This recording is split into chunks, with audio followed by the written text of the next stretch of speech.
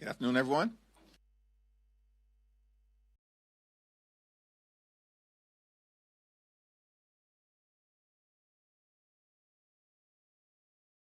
That we will sit down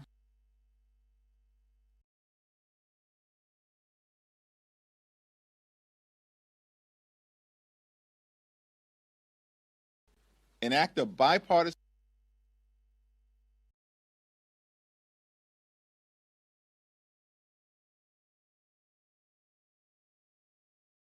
devastating people all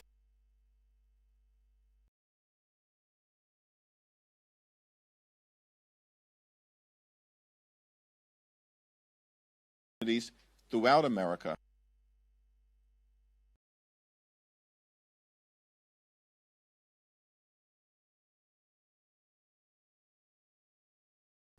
That will cause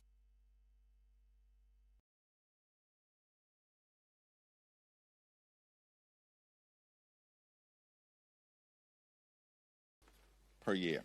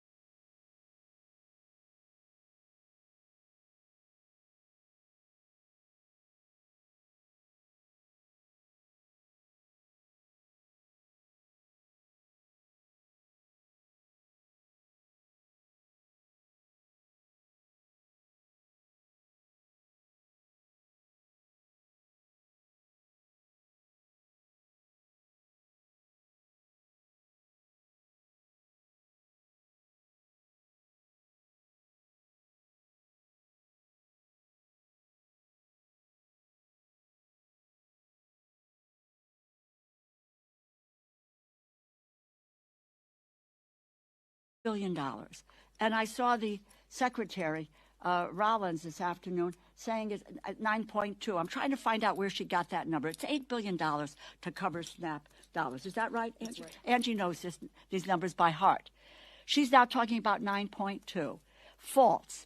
And that there is no, they have, with the snap of a finger, that money can be released and get to people who need it. So if there's between $5 and $6 billion, we may be $2 billion short, but that's enough to get us into November until what we're doing, and then we can look to deal with the rest of it. The Trump administration is more than happy to cut backroom deals. They want to dole favors out to the highest bidders. It's a shame that 16 million children who rely on SNAP benefits did not shell out a hefty donation to the president's inaugural fund. But they're only kids, after all. House Republicans are still on vacation. We have not voted on any legislation in over a month. But if they were here, I doubt that they would object to the president's decision, not just because they are too cowardly to stand up to him under any circumstances, but because decimating food stamps, its food stamps, is what they have wanted all along.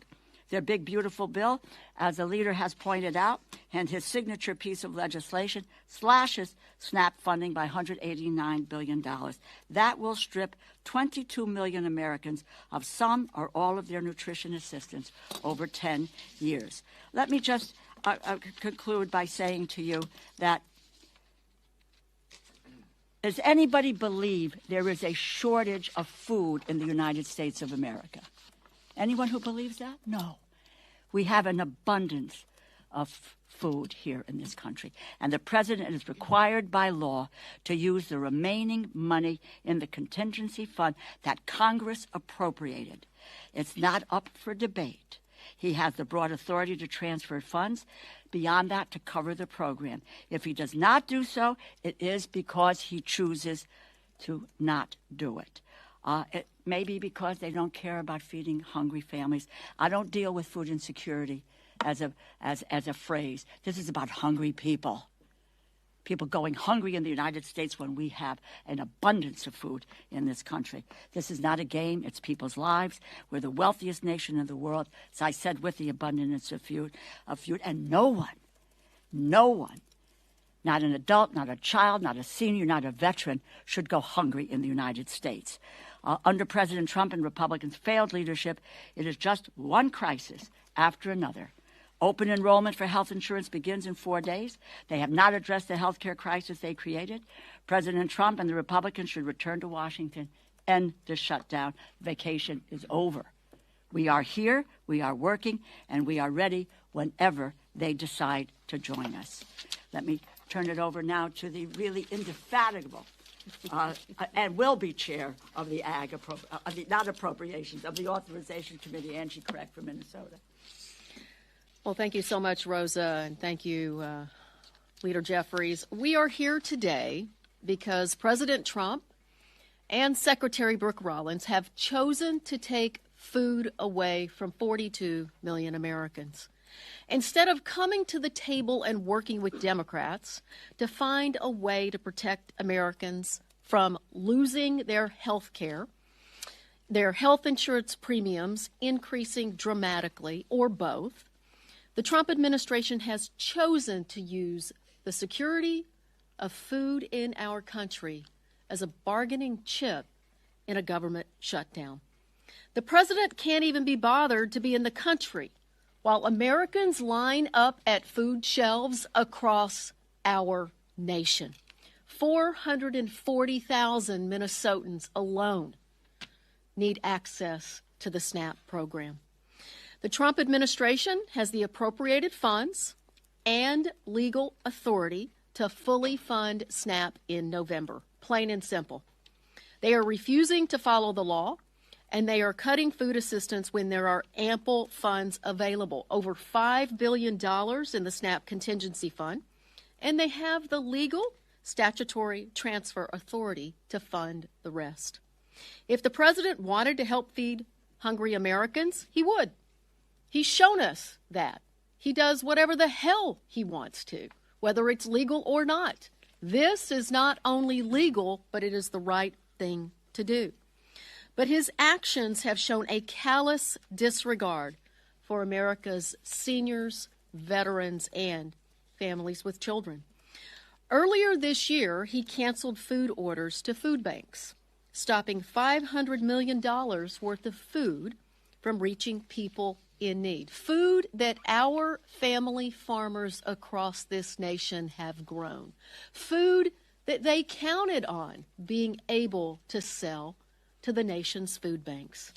The Republicans' one and only priority this Congress has been the big ugly bill, which not only cut health care by $1 trillion, but also cut SNAP by $186 billion, a frontal assault on our most effective basic need food assistance program to help vulnerable members of our community who rely on it to keep food on the table. Now the administration is taking food away from 16 million children, 8 million seniors, and 1.2 million veterans.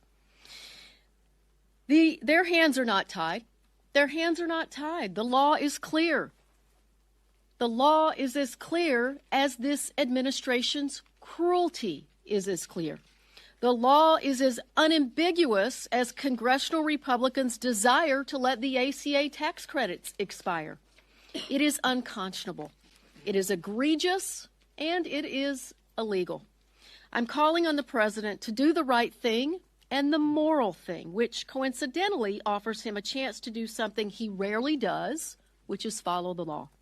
I'm calling on my Republican colleagues to speak up to your friends in this administration and at the USDA and deliver a simple message. They have the money and the authority to fund SNAP. Hungry Americans are not poker chips. Their health and well-being are not to be gambled with. And I so appreciate the attorneys generals from across this nation, including my own Minnesota Attorney General Keith Ellison, for standing up to this administration earlier today. Stop playing politics with America's hungry children, veterans, the disabled, seniors. Get back to the negotiating table. Open up the government and fund SNAP in November. Thank you. Connecticut joined that suit too, so excited to be with you. We're going to do on-topic questions first around the shutdown, SNAP, and health care. My question is for Congresswoman DeLauro on the shutdown. The Speaker said that throughout the shutdown the last month or so that appropriators have still continued to work on the 12 appropriations bills. Can you talk about what that work has looked like as lawmakers have been off the Hill? How have your members been able to engage with Republican appropriators in both the House and Senate? Sure. When the four of us sat down, Congressman Cole, Senators Murray and Collins and myself, it's really now over a month ago, and we came together and we talked about 2 or 3 things. One of them was that what we needed to do was to have the top lines for the agriculture, interior, and the military construction bill. The second thing, and we agreed that we would do that, so we had a number to work to. The second thing was that we would do a bipartisan continuing resolution. A bipartisan continuing resolution. And that would include 2 things. One of which was to take into consider Democratic priorities, because all of the bills that we had seen were just unilaterally partisan. And amongst those Democratic priorities was the issue of health care and the premium subsidies and the Medicaid cuts. It's $1 trillion and the skyrocketing costs that are now upon people at this very, very moment. And the other thing that we spoke about, and there was a consensus about this, that what we needed to do was in the future, when the appropriators came to a conclusion, that would stick, and that we wouldn't have any unelected bureaucrats who were saying, no, money's going here, money's going there, everywhere, except for where it was appropriate. We had consensus about that.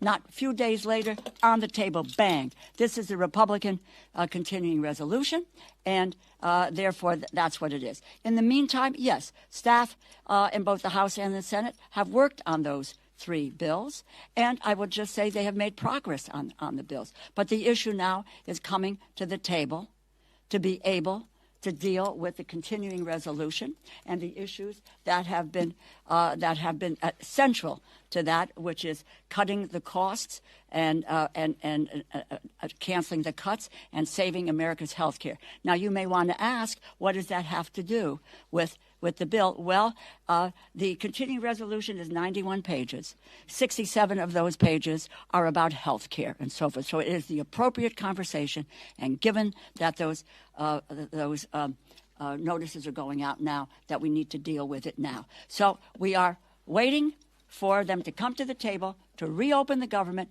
and honestly, if we can get my three other colleagues, we would move on appropriations bills. But they have refused to come to the table since the outset of this debate.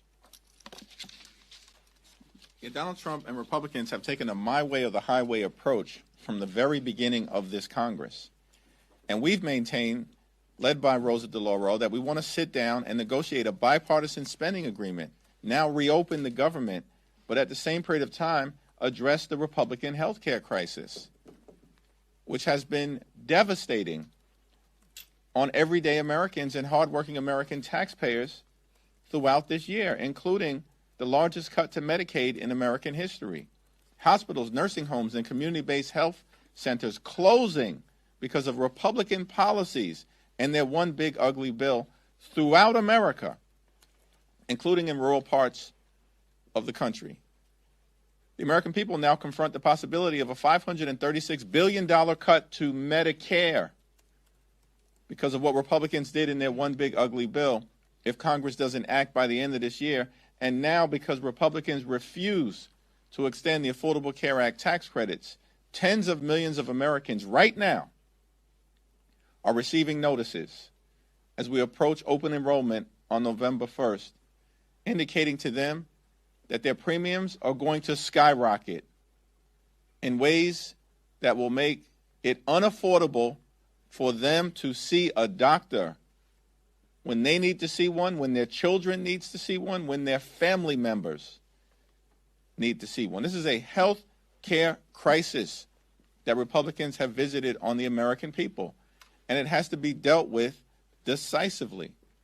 We're now heading into a SNAP crisis, as Angie Craig and Rosa DeLauro have so powerfully articulated.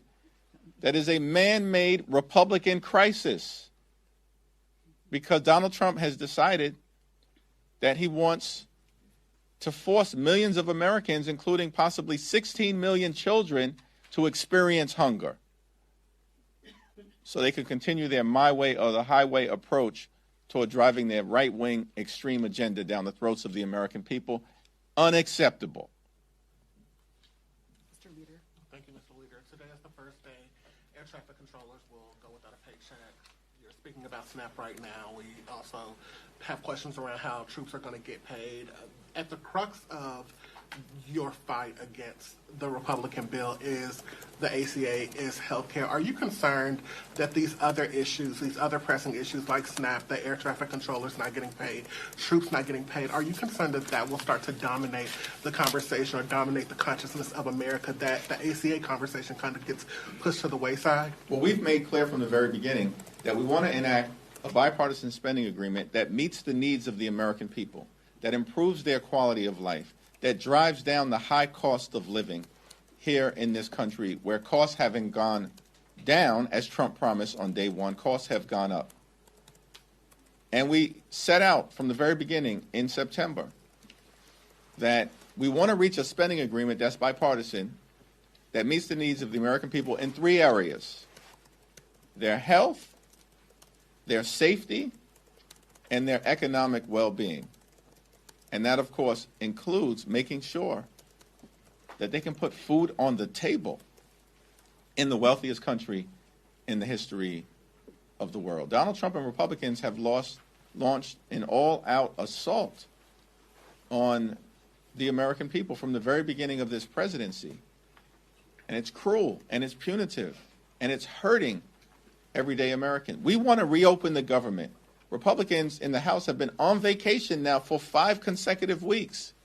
They've canceled votes for 5 consecutive weeks. This is extraordinary. if we reached an agreement, they wouldn't even be here to pass one because they want to keep the government closed. And we're just going to continue to urge them to come to the negotiating table so we can reach the type of bipartisan spending agreement that the American people deserve. I don't know if Angie or Rosie wants anything. I would just add to that. Look,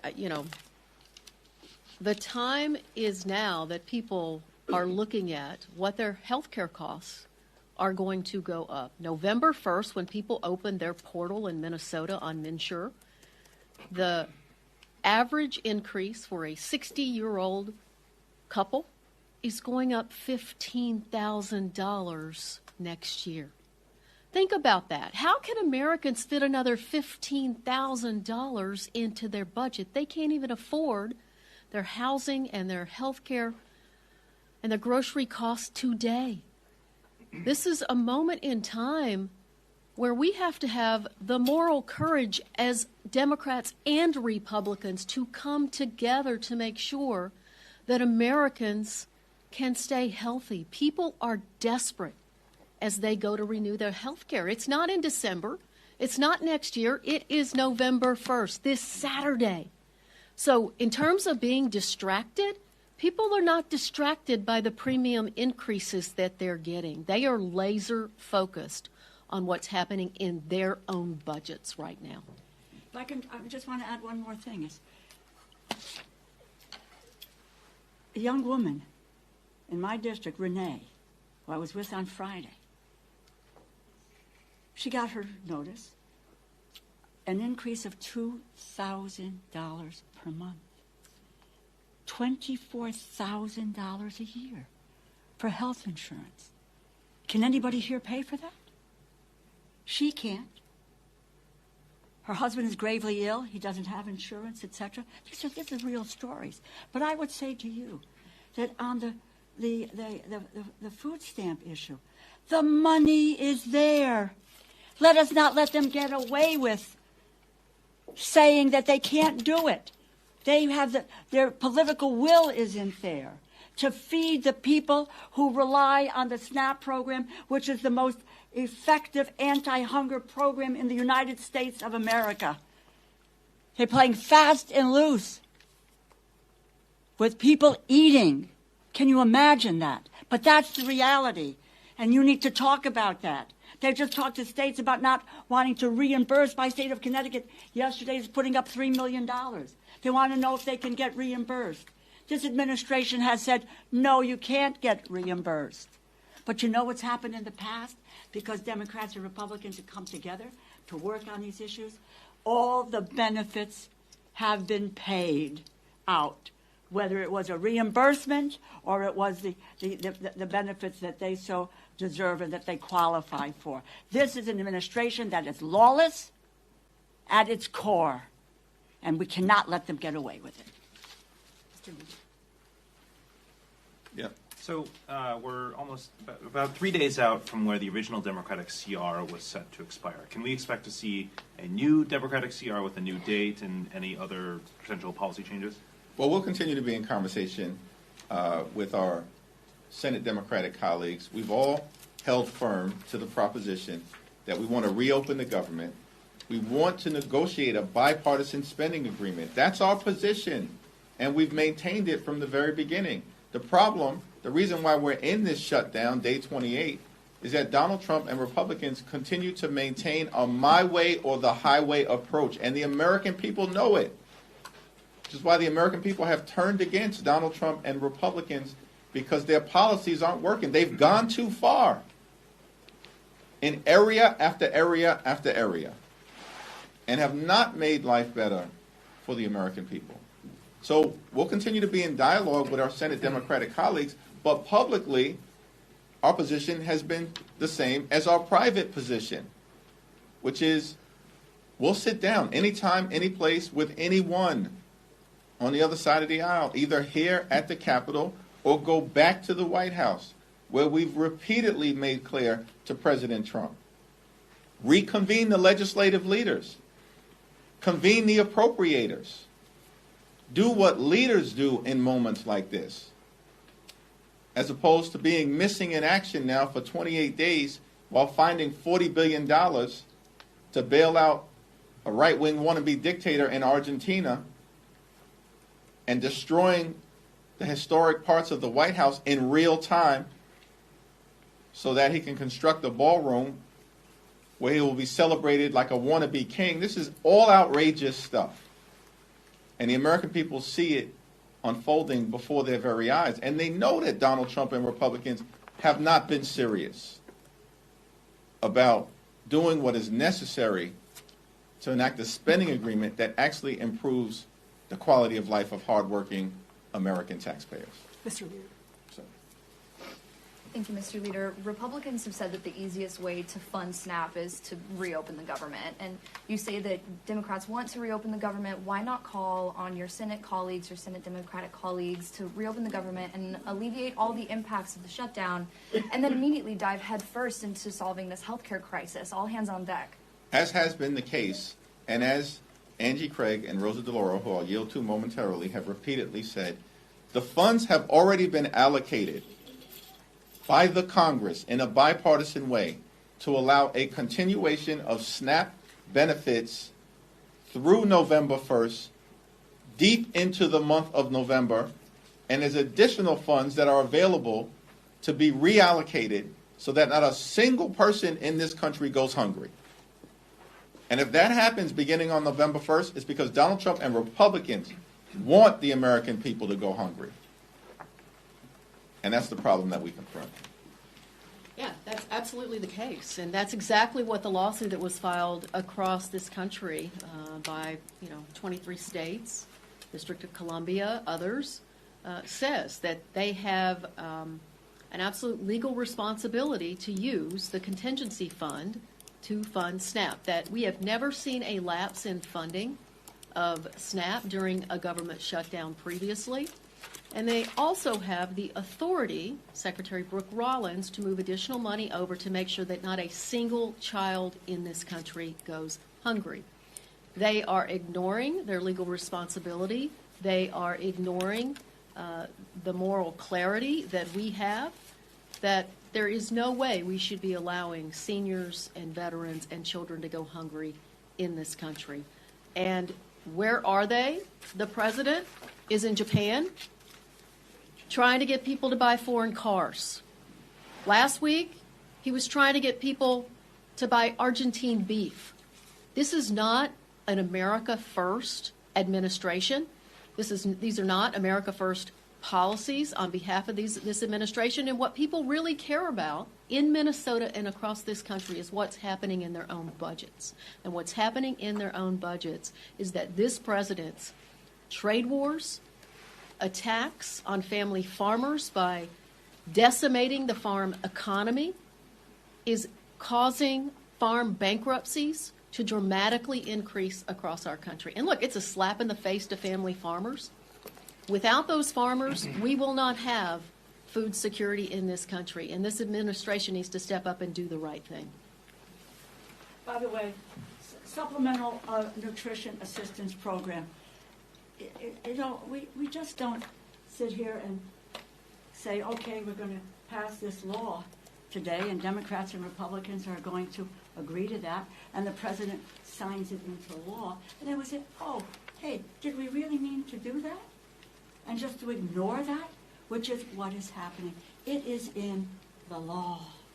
And they are violating the law because they don't have the political will to do it. Because, you know why? Because what they want to do is, as Secretary Rollins did this afternoon on TV, is to say that the Democrats are responsible for taking food out of the mouths of children, or some other, quite honestly, cockamamie excuse that she might have for not following what the law of the land is. But it is, quite frankly, starting with January, there's been an unbelievable violation of the Constitution and the laws of this nation with this administration. But let's stand our ground and let the people know that the money is there. They need to wave their magic wand, and the money will go out in short order. We'll be able to get 42 million people fed in the way that the food stamp program has done from its outset. Let me thank Congresswoman Rosa DeLauro and Congresswoman Angie Craig for their continued leadership. Thank you. Thank you.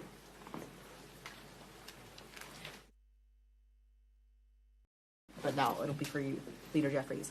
Mike Johnson and some of his Republican colleagues have pointed out the pain of Americans losing access to nutritional assistance programs, including in this press conference today, although they do blame Democrats for funding health care for who they call illegal aliens. Do you think there's going to be any flexibility for them in meeting with Democrats to address this issue, given they've talked about it? The Republicans passed their one big ugly bill in July.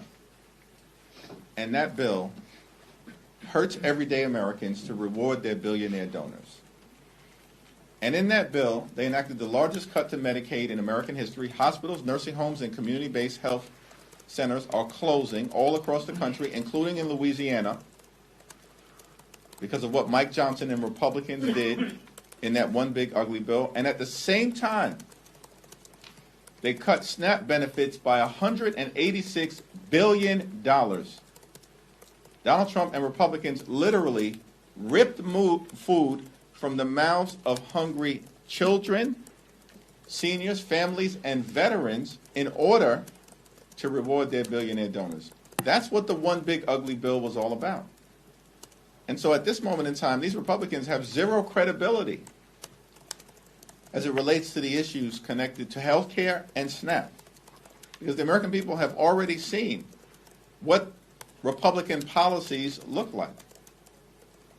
And that's ripping health care away from millions of Americans and doing the same thing as it relates to nutritional assistance. Our position continues to be clear. Let's sit down. Let's reopen the government.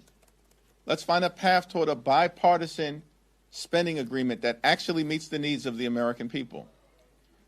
But we have to address the Republican health care crisis and the fact that on November 1st, just a few days from now, open enrollment will begin and reality will strike for tens of millions of Americans who receive their health insurance, both from the Affordable Care Act tax credits and beyond,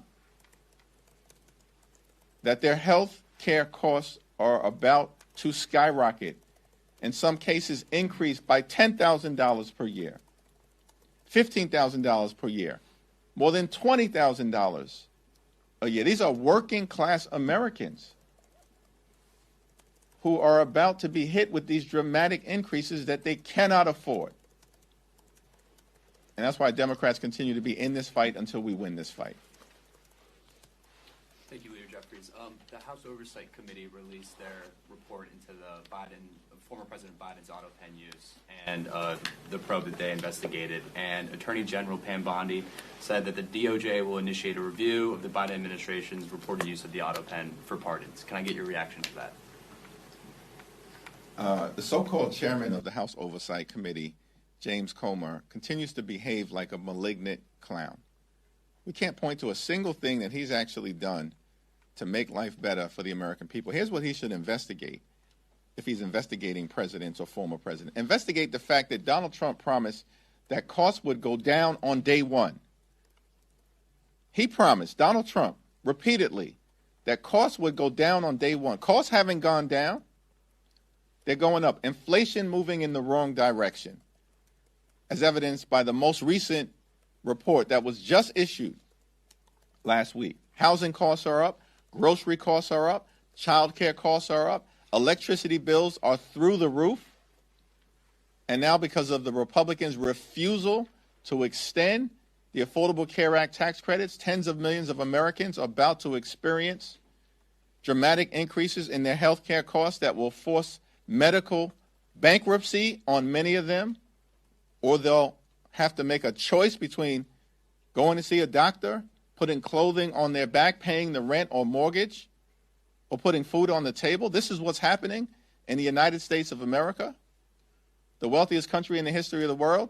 If James Comer wants to investigate something, investigate Donald Trump's lie that he was going to lower costs on day one. Thank you, Leader. I have two questions. The first is about the federal workers, the largest unions letter earlier this week. Does this give you any concern that that'll put pressure on Senate Democrats to cave? And then the second question is about Mamdani. Obviously, you've given him his endorsement. Do you encourage Leader Schumer to do the same? I issued a statement with respect to the mayor's race in New York City last Friday. That statement speaks for itself. In terms of the current situation that we find ourselves in relative to hardworking federal employees, we support them and will continue to stand by them. The Trump administration has fired or let go more than 200,000 hardworking federal civil servants this year prior to the shutdown that they're visiting on the American people. That's what the Trump administration has done. This year, fired more than 200,000 hardworking federal employees. They have been targeting civil servants from the very beginning of this presidency. In fact, members of the Trump administration have said publicly that they want to traumatize federal employees. That's what they've said. That's what the OMB director said.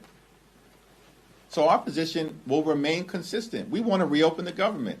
We want to make sure that every single federal employee gets paid, both the ones who are furloughed and the ones who are essential workers who have been forced by this Trump administration to work without pay because Donald Trump and Republicans continue to keep the government shut down.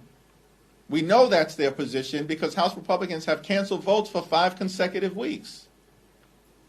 We know that's the Republican position because the Senate Republican leader continues to bring the same partisan Republican spending bill to the floor for a vote. It's now been brought to the floor 13 times, and it's went down to defeat 13 times because Leader Schumer and Senate Democrats, partnering with House Democrats, have continued to take the same position. We will not support a partisan Republican spending bill that guts the health care of the American people. Third row. Thanks, sir. I'm curious for your reaction to reports that DHS has purged senior ICE officials and wants to replace them with Border Patrol.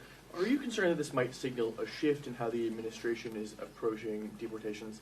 Well, our view with respect to the immigration issue generally is that we support a safe and a strong and a secure border at all times.